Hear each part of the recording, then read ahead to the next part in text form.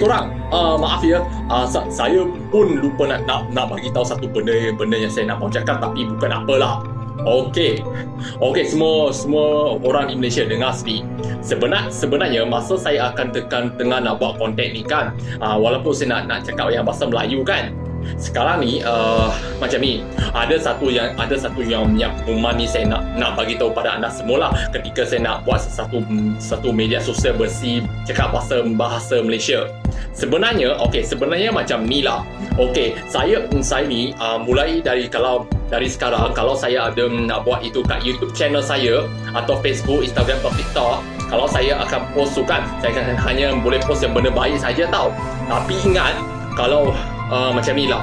Tapi ingat, saya gunakan media sosial ni untuk kebaikan saja tau. Macam saya nak gunakan untuk share benda-benda yang macam hobi ke, aktiviti saya ke, atau apa-apa je lah.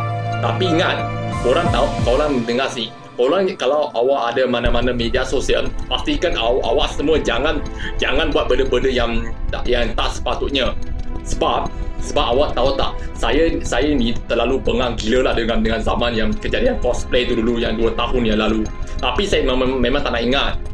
Apa pun, kalau awak semua ada media sosial ke, seperti YouTube, Facebook, Instagram atau TikTok, awak guna tu untuk kebaikan je. Jangan guna tu untuk bully cyber.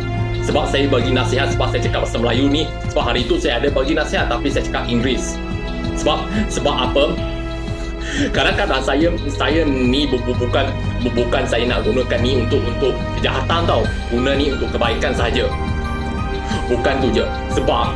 Sebab awak nak tahu tak, sekarang ni saya ni tak boleh sebab apa tak boleh gunakan ini, tak boleh gunakan media sosial itu sebagai kejahatan. Apa pun sekarang ni, sebab sebenarnya saya ni macam ada sesuatu pelik lah, tapi sekarang ni saya dah tak ada apa-apa sekarang, tak ada apa-apa masalah lah. Cuma hanya kehidupan macam biasa je lah. Saya ada buat aktiviti macam grafik novel, komik, manga macam tu lah. Grafik novel tu macam komik lah, tu nama seerti dengan tu komik. Tapi sebenarnya macam ni, saya cuma nak bagi tahu korang semua lah. Saya kadang-kadang sebenarnya saya cuma hanya nak bagi tahu korang semua. Tapi ingat kau dengar sih. Tapi ingat, awak kalau awak siapa-siapa yang ternampak benda-benda macam ni kan, macam berkenaan tentang saya, awak sila jangan tengok. Sebab saya nak bagi nasihat pada anda semua, anda jangan gunakan itu media sosial anda semua yang sebagai bully cyber ataupun macam harass apa. Sebab saya ni sekarang saya cuma nak bagi nasihat pada anda, sebab saya ni memang serius nak bagi nasihat pada anda semua. Semua yang berlaku tu je jangan ingat lah. Sebab dia orang tu pandai-pandai dia nak buat benda-benda macam tu tanpa sebarangan. Suka nak fitnah orang tu memang tak baik. Sebab kalau saya ada media sosial, saya hanya guna untuk kebaikan saja. Macam contohlah, saya kalau macam masakan, buku komik, jalan-jalan, aktiviti penari dekat TikTok, buat gelek-gelek, macam itulah. Lebih kurang joget-joget dan gelek-gelek dekat TikTok dengan shorts dan reels.